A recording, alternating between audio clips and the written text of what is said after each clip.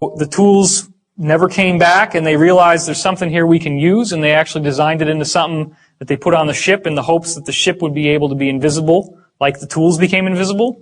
What they didn't realize is that they were going to jump from one place to another, and it had a devastating effect on the crew. Anyway, I don't want to spend all of our time just going through this old material, so we're going to get back to the chair. We're going to get back to the point that they could actually create a wormhole with the chair, with the psychics exercising their consciousness in the chair. They had help from, apparently, ETs from Sirius in designing the chair. And the chair allowed them to send people through time. There were multiple wavelengths that the chair cranked out on graph paper. Okay?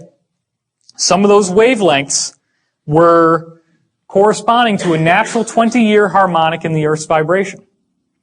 And that 20-year harmonic, as it turns out, if people were moving through time, which is one of the things they found they could do, is send people through time, this wave would tell you exactly where you were in time, depending on where up and down it was.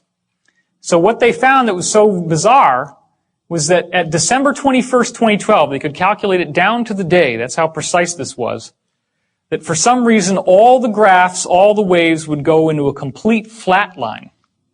They no longer moved up and down like before. They went flat for like 7 or 8 seconds. So then they're asking the guys that went through these stargates and were traveling into the future, what happened to you? Every single time that somebody tried to hit 2012, they said the same thing.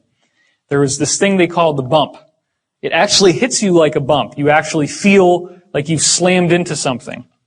And as soon as it slams into you, you have the most incredible religious experience you can imagine. Cosmic consciousness. Your consciousness just blasts into this wonderful place where you have awareness of no space, no time. All knowledge is available to you. Ecstatic God consciousness.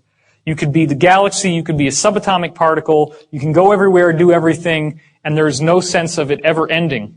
So when it finally stops, you just can't even believe that you're back to who you were before. Like what happened to Jodie Foster? Exactly what happens to Jodie Foster in Contact. So, Is that the moment of no time then? That's the zero time, yeah. And Daniel doesn't agree with me on this, but I believe that 2012 is our zero time reference. By the way, Daniel did say that the stargates are real, that there is one main stargate per planet, that they dug them up from ancient Atlantean technology. They actually buried it under the ice in Antarctica because they were concerned that something would come through that could damage human life. So that is real. Stargate SG-1, all those television shows, of which there's 10 seasons, the first and second year of Stargate SG-1 are remarkably loaded with real stuff. And there's even an episode of Stargate called Wormhole Extreme, and you remember that one? Where they're making a fake television show about a real Stargate program. It's like this inside tongue-in-cheek joke. And everybody watching the show kind of knows, okay, they're telling us something here. There's something real behind all this stuff. Well, it's true. Why do they do that? Okay, that's a very good point. The reason why they do that is that you hide the truth out in the open. So that if I go into this lecture and I'm telling you all this stuff, you can just say, oh, well, he's just into Stargate. You know, he's just watching television shows. But in fact, this was really cool. One time, I was sitting down with Daniel one day, and we're talking about the looking glass, and this has a little orb that appears when you're looking at a particular place, and it's a ball of light. So they gave it this really weird name. They called it an outer band individuated teletracer. Okay? Outer band individuated teletracer. And they shortened it to the word obit. Outer band individuated teletracer, an obit, right? So then we're thinking, all right, this is what they always do, right? They hide this shit out in the open. Let's go Google outer band individuated teletracer and see if there's anything there.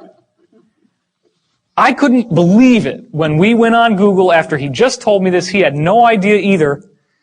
And boom, Outer Limits. There's an episode of the Outer Limits called Outer Band Individuated Teletracer.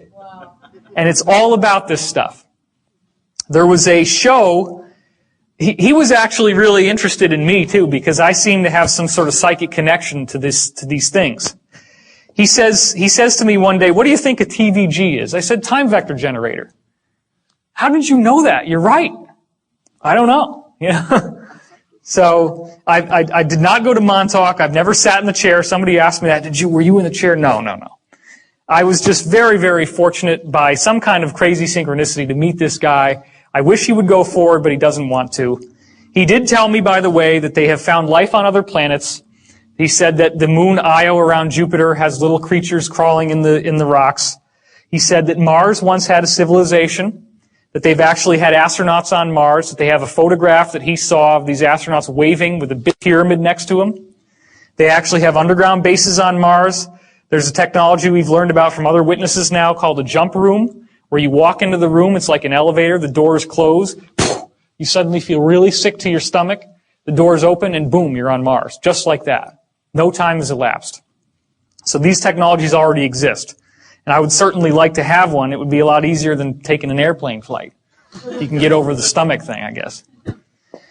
So, again, all gate travel is much better than using a ship. It's a much preferable method than traveling by a spaceship because you go a lot faster and you go a lot farther. And you can reverse engineer it by taking the seat out of the ship, which is what they're doing here.